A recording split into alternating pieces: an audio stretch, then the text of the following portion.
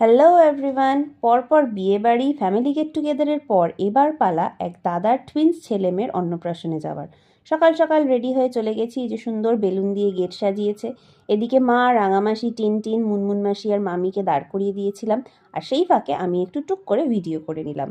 দুপুরের অনুষ্ঠান ছিল, তাই বেশি দেরি না করে বসে পড়লাম খেতে।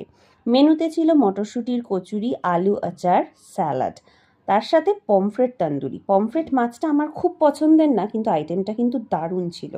তারপরেই প্লেট পরিষ্কার করে আবার নিয়ে নিলাম বাসন্তী পোলাও, গন্ধরাজ ভেটকি, মাটন কষা। গন্ধরাজ ভেটকিটা এতটাই আমার ভালো লেগেছিল, লাস্টে আবার আরেকটা নিয়ে শুধু শুধু খেয়েছিলাম। তারপরে শেষ পাতে ছিল চাটনি, পাঁপড়, গুলাবজামুন, আরও একটা সন্দেশ, আর সব কিছু হজম করার জন্য পান।